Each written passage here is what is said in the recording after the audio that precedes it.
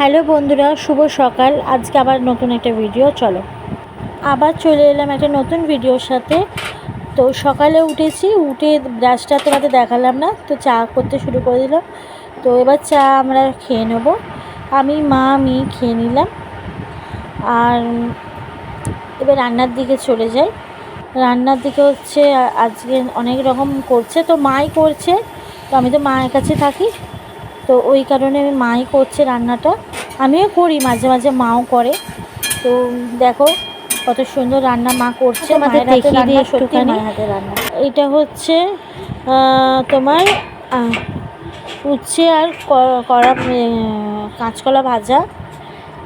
আর এটা ভাত, দেখে নাও ভাত। আর হচ্ছে ডিম ফাটিয়ে তরকারি।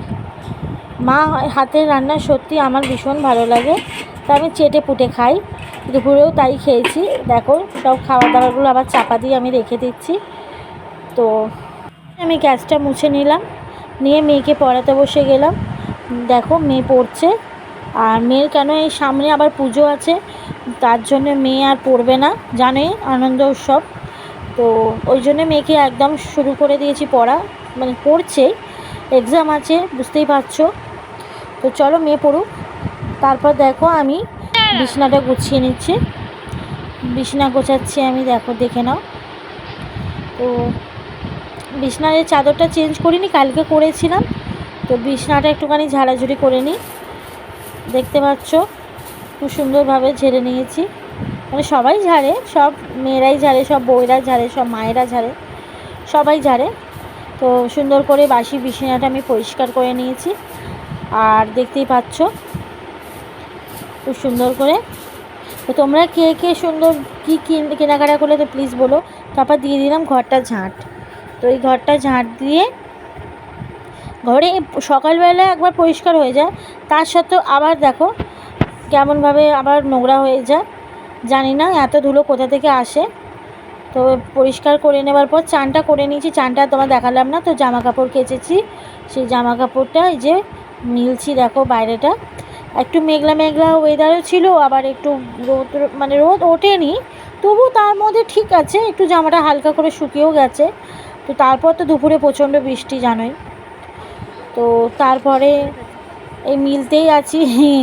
কাঁচা তো বাঙালি মেয়েদের কোনো সীমা থাকে না, সবসময় কাঁচা মেয়েদের থাকেই, প্রত্যেক দিনেই কাঁচা থাকে।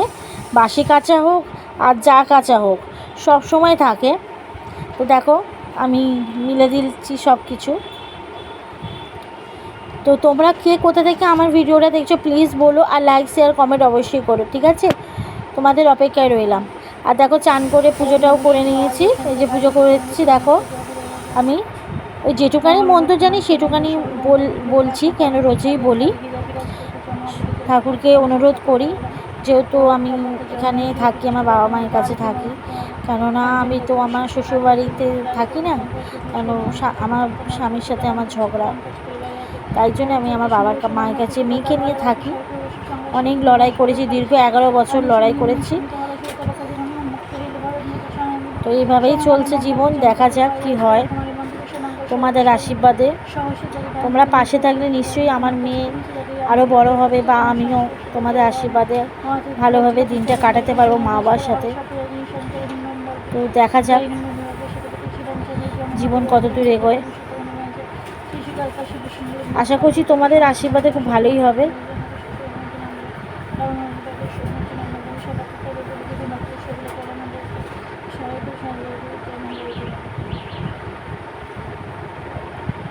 এবার দেখে নাও আমার মায়ের সুন্দর ঠাকুর, মানে আমার মায়ের ঠাকুরের জায়গাটা কত সুন্দরভাবে গোছানো, দেখেছো?